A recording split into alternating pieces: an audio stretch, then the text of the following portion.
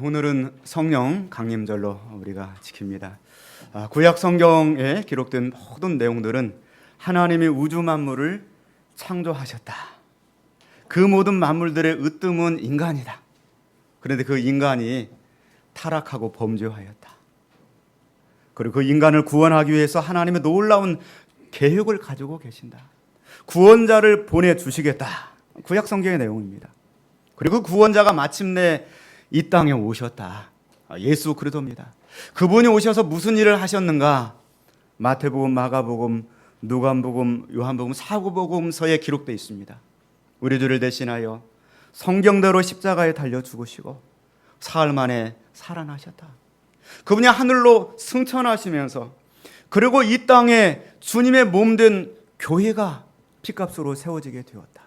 그리고 그 다음에 사도행전에서부터 모든 내용이 교회의 역사입니다. 그 놀라운 교회의 역사의 출발점이 어디냐? 그 출발점이 바로 오순절 성령 강림의 역사인 곳입니다. 성령이 충만하게 임할 때 거기에서 이 땅에 교회가 생겨나게 되고 예수 그리스도께서 이루신 그 십자가의 놀라운 사건이 우리 가운데 효력 있게 역사하게 된 것입니다. 그 오순절 마가다락방에서 임하신 그 성령의 역사를 성경은 아주 중요하게 다루고 있습니다. 그 내용이 오늘 사도행전 1장, 2장 초반부에서 나타나고 있고요. 그리고 그 성령의 강력한 역사가 사도행전 4장의 빌립 집사님을 통하여서 사마리아에 나타나는 놀라운 역사로 나타나고요. 사도행전 10장의 백부장 코넬리우스를 통하여서 땅끝까지 주의 복음이 증거되게 되는 역사로 나타나게 되는 것입니다. 오늘 성령 강림절을 맞이해서 우리 심령 가운데 하나님의 성령이 충만하게 각 사람 위에 한 사람도 빠짐없이 임하시기를 주님의 이름으로 축원을 드립니다. 예수님의 제자들은 예수님을 하늘로 올려보내고 그리고 굉장히 두려웠습니다. 그런데 예수님이 떠나간 그 자리에 천사들이 나타나서 그런 말씀을 전달해 줍니다. 이르되 갈릴리 사람들아 어찌하여 서서 하늘을 쳐다보느냐? 너희 가운데 하늘로 올려지신 이 예수는 하늘로 가심을 근 본 그대로 오시리라. 이 약속의 말씀을 주십니다. 그리고 그 주님은 이미 명령하셨습니다. 예루살렘을 떠나지 말고 내게서 들은 바 아버지의 약속하신 성령을 기다리라. 요한은 물로 세례를 베풀었거니와 너희는 몇 날이 못 되어서 성령으로 세례를 받으리라. 할렐루야. 이 약속의 말씀을 붙들었습니다. 그들의 약속의 말씀을 붙들고서 우려 반 기대감으로 모였습니다. 예루살렘 마가의 다락방에 모여서 120여 명이 뜨겁게 하나님의 그 약속의 말씀을 붙들고 기도하는 곳입니다. 그들이 기대하는 것들은 크게 두 가지입니다. 첫 번째로는 성령을 주신다고 그랬는데 성령 받으면 어떻게 될까? 성령이 도대체 무엇인가? 성령을 받고 능력을 받고 권능을 받는다고 하는데 그 느낌이 무엇일까? 누가복음 24장 49절 말씀에도 내 아버지께서 약속하신 것을 너에게 보내리니 너희는 위로부터 능력이 입혀질 때까지 이 성에 머물라. 위로부터 능력이 입혀진다는 거대. 우리가 옷을 입듯이 하나님의 능력을 입는다는 건데 이 능력을 입는다는 것이 무엇일까? 오직 성령이 너에게 임하시면 너희가 권능을 받고 You will receive the power. 권능을 받고 힘을 받는다고 그랬는데 이 파워가 무엇일까? 이들은 기대하는 마음이 있습니다. 또 마태복음 28장 말씀 보면은 그러므로 너희는 가서 모든 민족을 제자로 삼아 아버지와 아들과 성령의 이름으로 세례를 베풀고 모든 민족을 제자로 삼고 성령의 이름으로 성삼위 하나님의 이름으로 세례를 베풀리라고 그랬는데 모든 민족을 어떻게 우리가 제자로 삼을 수 있을까? 이거 우려반 기대감을 가지고 그리고 예루살렘에 모여서 저들이 간절히 기도하는 것입니다. 오늘 13절로부터 말씀 보니까 그들이 다락방으로 올라갑니다. 12사도의 이름이 나옵니다. 베드로, 요한, 야고보, 안드레, 필립, 도마, 바돌로메, 마테, 알페오 아들 야고보, 셀로신, 시몬, 야고보의 아들 유다. 가룟 유다만 빼놓고 11명의 제자가 다 모였습니다. 거기에 예수님의 친척들이 다 모였습니다. 예수님의 형제들, 예수님의 어머니, 그리고 여자들 여러 명 이름이 거명되어 있습니다. 그곳에 약 120명이 모였습니다. 15절 말씀 보시면 모인 무리의 수가 약 120명이나 되더라. 이렇게 되어 있습니다. 지금도 예루살렘에 가보시면은 마가의 다락방이라 하는 곳에 이렇게 샘플로 되어 있어요. 실제로 그곳에서 모였는지 모르겠어요. 그 마가의 다락방이라는 곳. 옆에 넓이는 우리 교회와 비슷한 것 같고요. 뒤로는 약간 더 긴 것 같고, 높이는 우리 교회 2배 정도 높은 것 같아요. 가운데 기둥이 있고. 네. 그곳에서 120여 명이 모여서 간절히 무엇을 했을까요? 네, 기도했습니다. 자, 오늘 14절 말씀 성경을 확인하겠습니다. 14절 말씀입니다. 여자들과 예수의 어머니 마리아와 예수의 아우들과 더불어 마음을 같이하여 오로지 기도에 힘쓰더라. 이렇게 되어 있습니다. 그들이 모여가지고 토론하지 않았어요. 걱정하지 않았습니다. 염려하지 않았어요. 살 길을 궁리하지 않았습니다. 오로지 그들이 한 것은 마음을 같이해서 기도한 것입니다.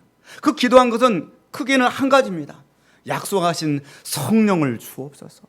그리고 모든 민족을 제자 삼는 그 놀라운 그 주님의 말씀을 이루어 주옵소서.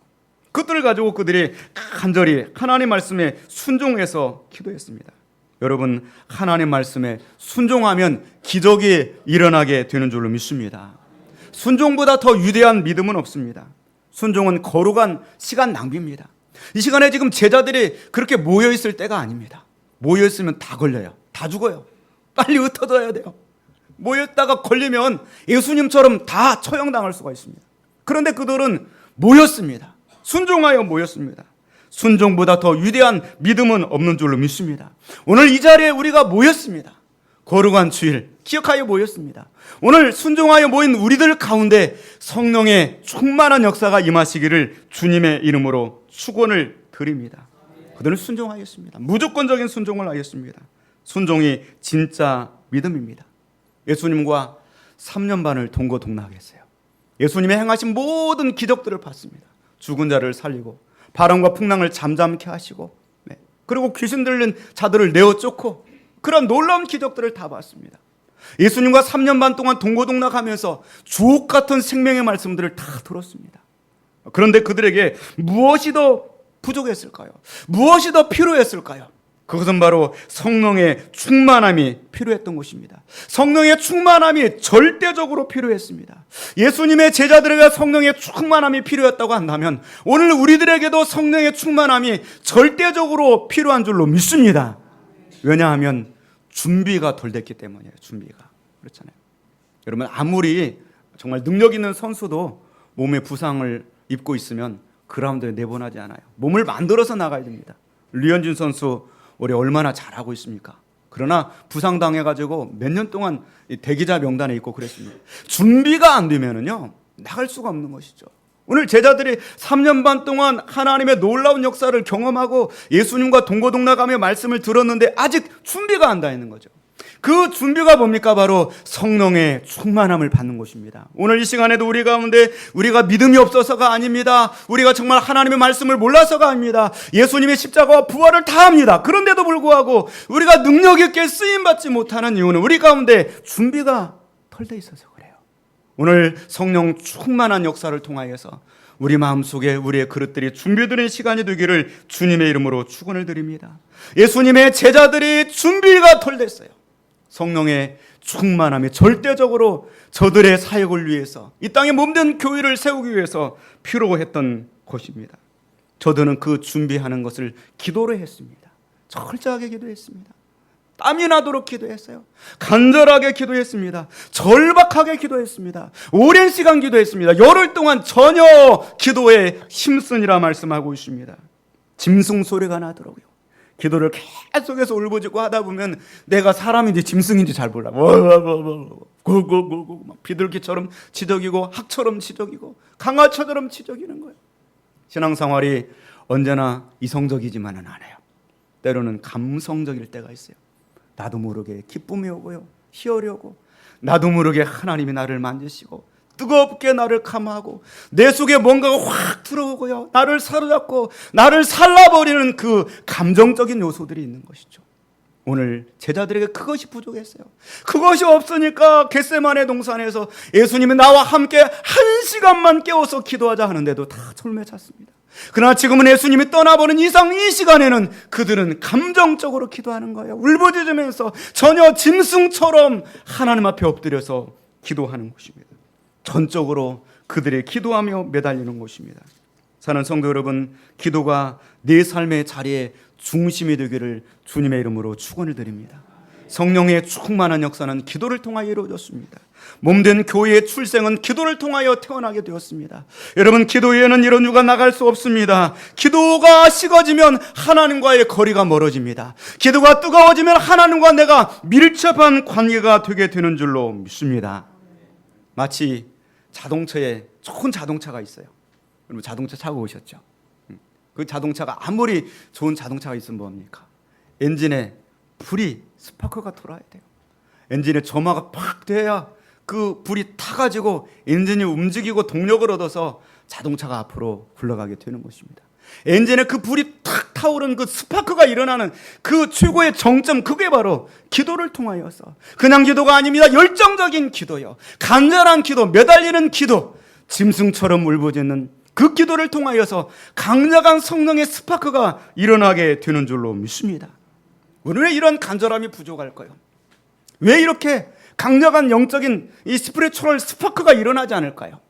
그거는 바로 아직 내가 너무 건재하기 때문이에요. 아직 내 힘이 있어요.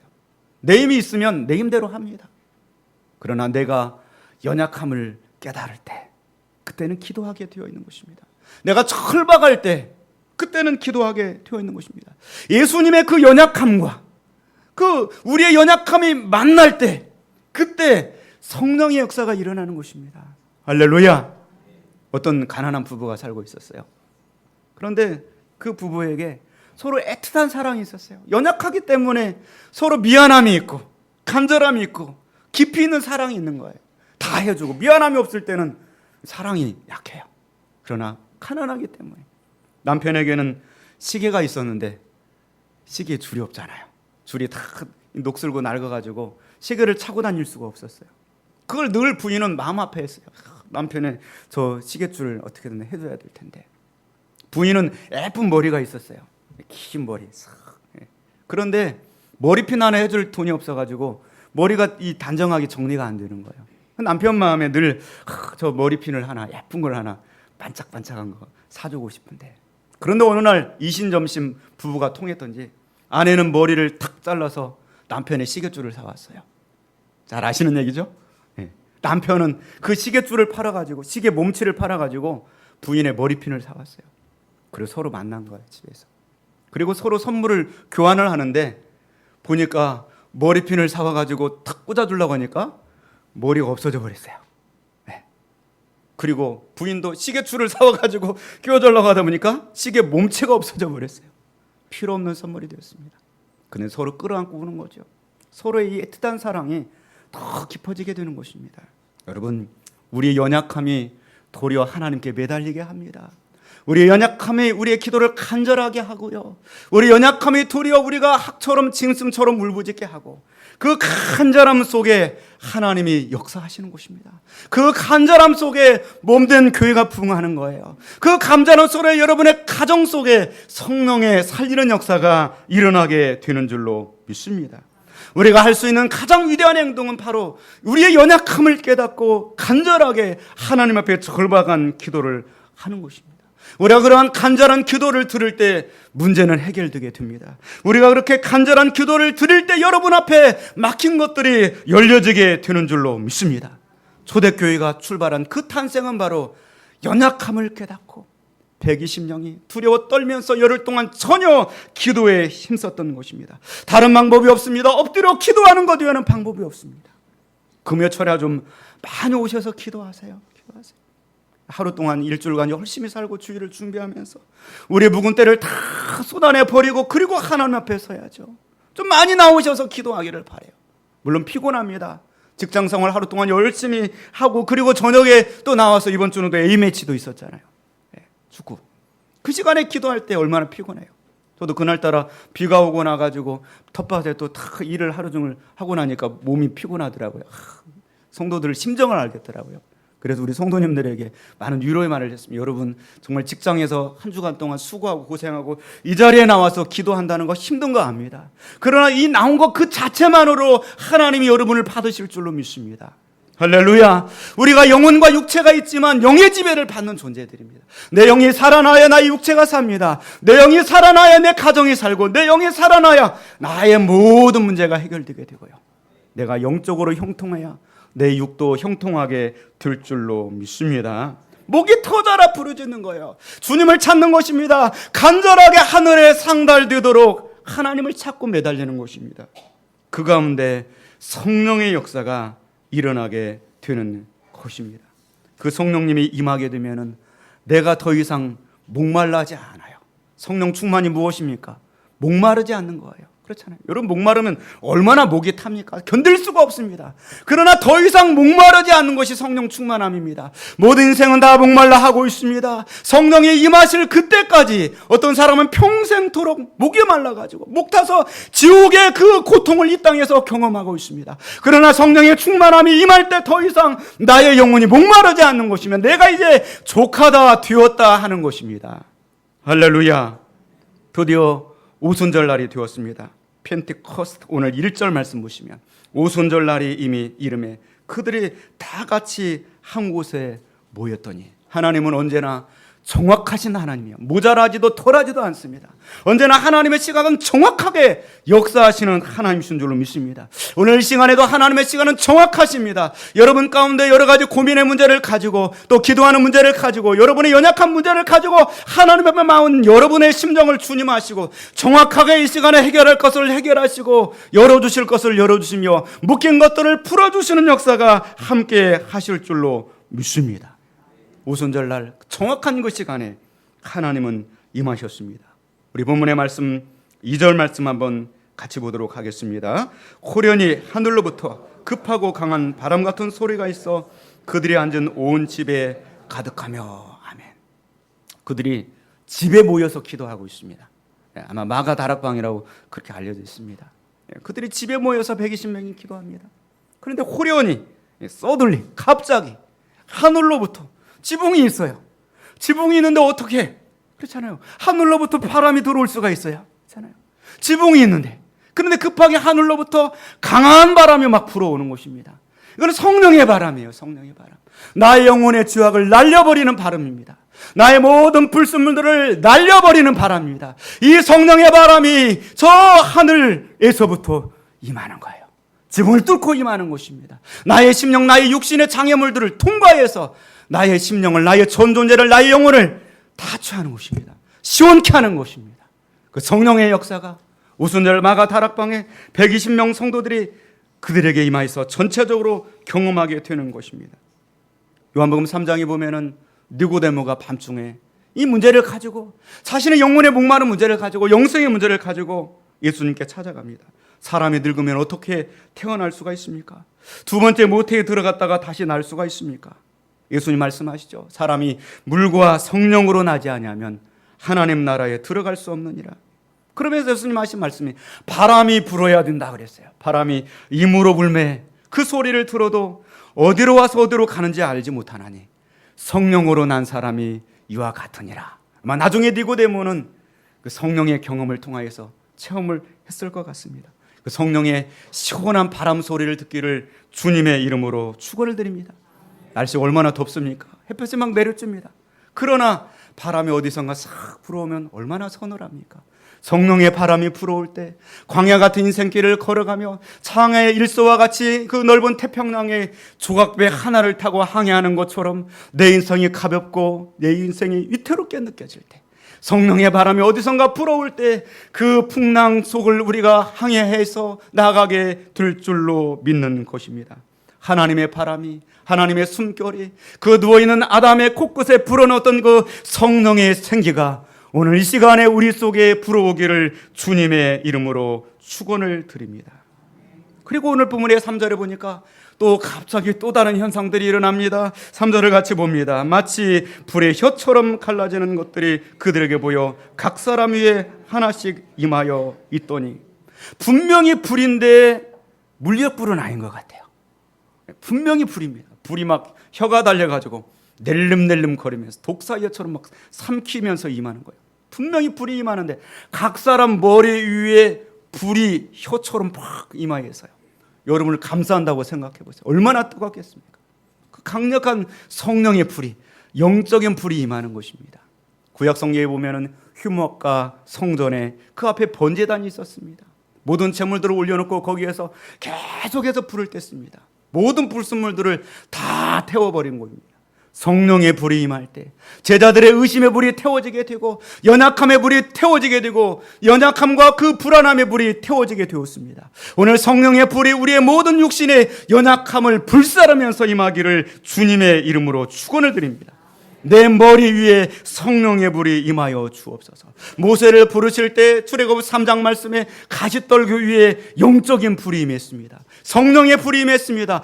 큰 불이 일어났습니다. 활활 타오릅니다. 그러나 그 나무는 타지 않고 견디고 있었다고 그랬습니다. 성령의 불이 각 사람이 임했다고 한다면 120명이 다 불타버렸어야 됩니다. 그러나 그들을 불사르면서도 그들의 모든 부정함만을 태우고 그들은 새 생명으로 태어나게 된 줄로 믿습니다. 오늘 성령의 임할 때 우리의 모든 불순물들, 죄악들은 다 살라지게 될지어다. 성령의 불이 임할 때 우리는 불사르게 되고 우리는 새 사람으로 태어나게 되는 것입니다. 그 불은 거룩한 불입니다. 그 불은 하나님의 불입니다.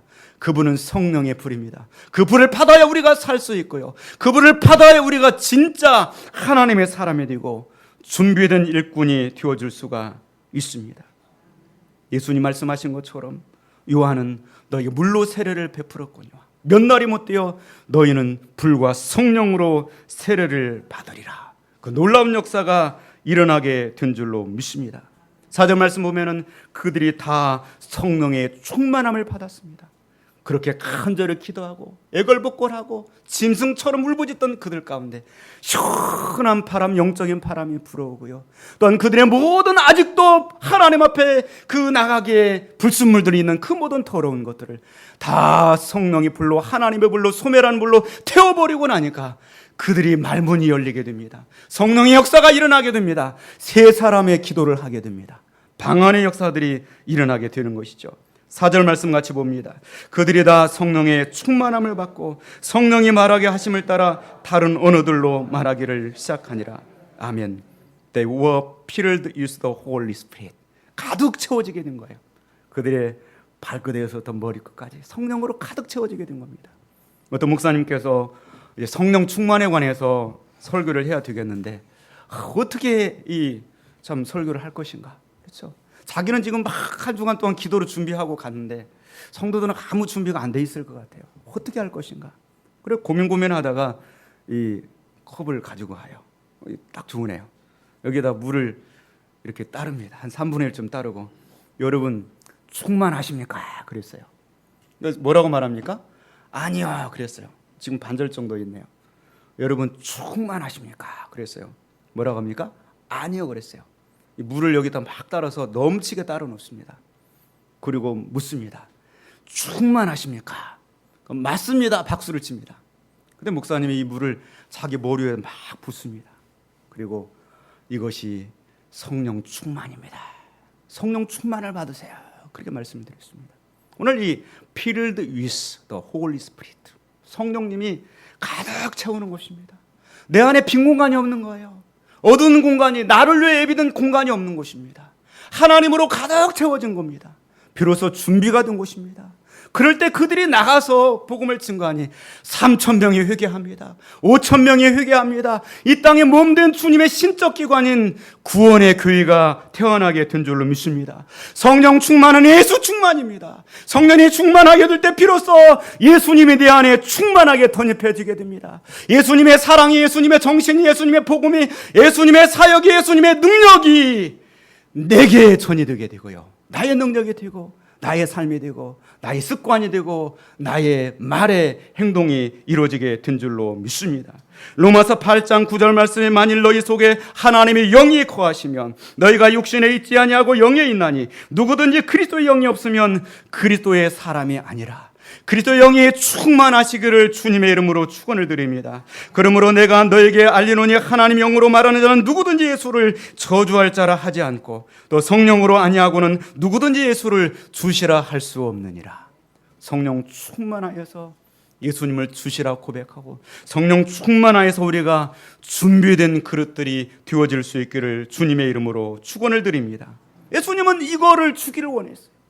비록 하늘로 올라가지만 예수님 자신이 그리스도 영인 성령님을 통하여서 우리 가운데 덧입혀지기를 원했습니다.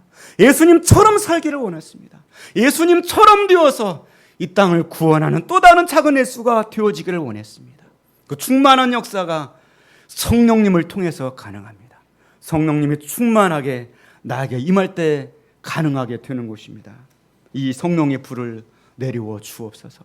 바람 같은 성령이여 내게 임하사 모든 겨와 같은 것들을 다 내보내 주시고 나를 정결케 하옵소서. 불 같은 성령이여 내게 임하사 불의 혀 같은 성령이여 나를 살라 주옵소서. 우리 간절히 기도하고 그리고 우리가 성령의 충만함을 덧입기를 주님의 이름으로 축원을 드립니다. 이 시간 우리 한번 주님의 이름을 3번 힘차게 외치고 오늘 말씀을 붙들고 성령의 충만함을 허락하여 주옵소서. 각 사람의 한 사람도 빠짐없이 모두가 다 성령의 충만함을 덧입게 하여 주옵소서. 마치 예수님께서 2000년 전에 베들레헴 마구간에서 태어났던 것처럼 오순절 마가 다락방에서 다시금 그리스도 영인 성령으로 잉태했던 것처럼 오늘 이 자리에 간다 다시금 성령님이여 임하여 주옵소서. 나의 모든 불순물들을 살라 주옵소서. 나의 연약함에 두려워 떱니다. 내가 울부짖습니다. 간절함 나의 심령 속에 임하여 주옵소서. 나를 불살라 주옵소서. 나를 정결하게 하여 주시고 나를 충만하게 채워 주옵소서. 우리가 주님의 이름을 3번 힘차게 외치고 합심하여서 간절히 기도드리겠습니다. 주여 주여 주여